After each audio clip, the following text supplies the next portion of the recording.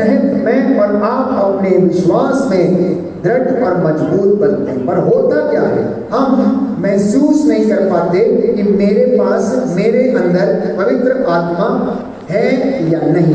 दूसरी बात, हम उसे अंगीकार नहीं कर पाते, विटनेस नहीं कर पाते, बोल नहीं पाते कि पवित्र आत्मा हमारी जीवन में कार्य कर रहा है। तो पवित्र आत्मा के अनुभव और सामर्थ्य को अंगीकार करना। और तीसरी बात, उसकी प्रेरणा का दमन नहीं करना, उसकी बातों को सुनने का प्रयास करना। जैसा कि इफिसियों के पत्र अध्याय 4 पद संख्या 30 में लिखता है संत पौलुस, प्यारे भाइयों और बहनों, कि आप लोग पवित्र आत्मा की प्रेरणा का दमन ना किया करें, उसका मन ना दुखाया करें। अब कोई व्यक्ति कहेगा कि पवित्र आत्मा का मन कैसे दुख सकता है, पवित्र आत्मा का मन कैसे दुख सकता है। यदि आप उसे व्यक्ति के रूप में स्वीकार नहीं करते हैं तो हमें ये रहस्य समझ नहीं आएगा।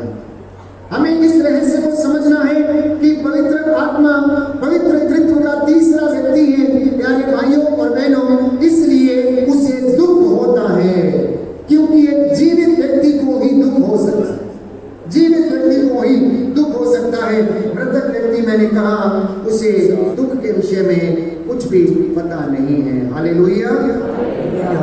इफिसियों का पत्र अध्याय 4 पद संख्या 29 से मैं आपके लिए पढ़ूंगा। आपके मुख से कोई अश्लील बात नहीं, बल्कि ऐसे शब्द निकले जो अवसर के अनुरूप दूसरों के निर्माण तथा कल्याण में सहायक हो। बोलिए आमीन, हालेलुया।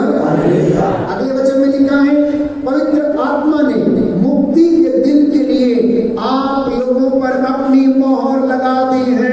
बोलिए आमीन, हालेलुया, हालेलुया। मैं विश्वास करता हूँ कि पवित्र आत्मा ने मुक्ति के दिन के लिए अपनी मोहर लगा दी है। Hallelujah, hallelujah.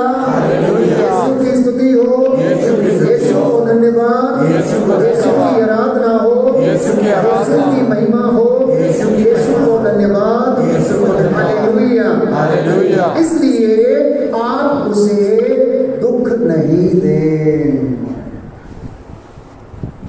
फिर से मैं पढ़ूंगा कि पवित्र आत्मा ने मुक्ति के दिन के लिए आप पर मोहर लगाई है, इसलिए आप उसे दुखी ना करें। छोटे से लेकर बड़े व्यक्ति तक, जवान से लेकर बुजुर्ग व्यक्ति तक, जितने भी इस वक्त ये वचन सुन रहे हैं, इफिसियों का पत्र अध्याय 4 पद संख्या 30, प्यारे भाइयों और बहनों, आप पर पवित्र आत्मा ने मुक्ति के दिन तक की मोहर लगाई हुई है, इसलिए आप उसको दुखी ना किया करें, आप उसकी प्रेरणा का दमन ना किया करें। जब अंदर से आवाज आती है सेवा करो तो सेवा करनी चाहिए।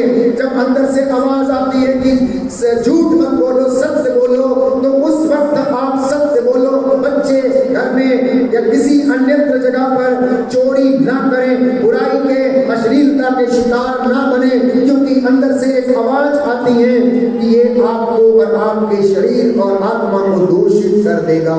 इसलिए संत पौलुस समझाता है, आप लोग सब प्रकार की कटुता, उत्तेजना, क्रोध, लड़ाई झगड़ा और निंदा और हर तरह की बुराई अपने बीच में से दूर करते जाएं। हालेलुया।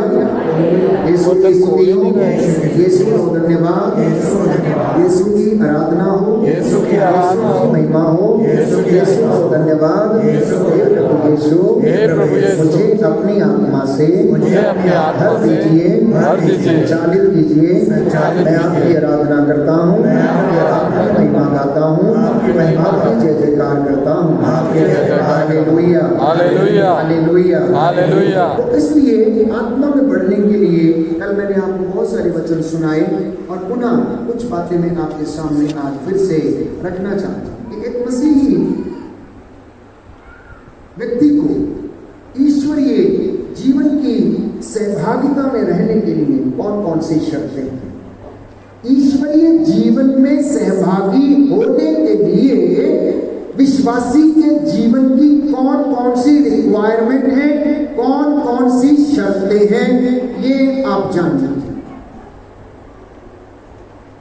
पहली शर्त है पाप से दूर रहना, तो आप ईश्वरीय जीवन के सहभागी हो सकते हैं, पहली शर्त। दूसरी शर्त है ईश्वर के नियमों का, आज्ञाओं का और हुक्मों का पालन करना, वचन पर चलना। इससे आपका परिवार ईश्वरीय जीवन में सहभागी हो सकता है।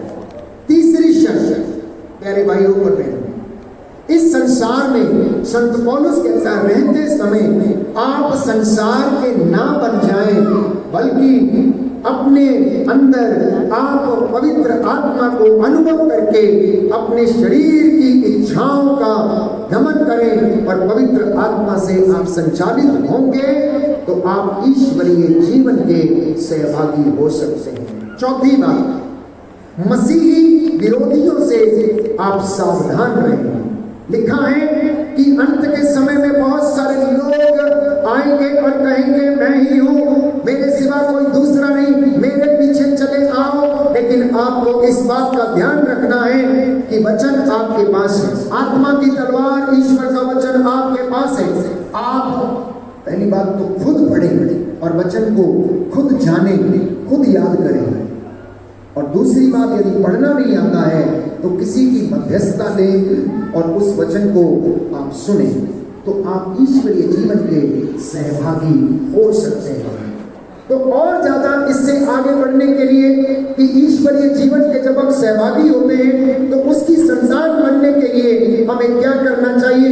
पहली शर्त ये है, मैंने कहा पाप से दूर रहना, एक दूसरे को प्यार करना, आपसे दूर रहना, एक दूसरे को प्यार करना और क्षमा करना, सहनशीलता के साथ एक दूसरे को ग्रहण करना और ईश्वर तथा मनुष्य को प्यार करना, क्योंकि ईश्वर प्रेम है और वो ज्योति है, उसकी ज्योति में चलना है।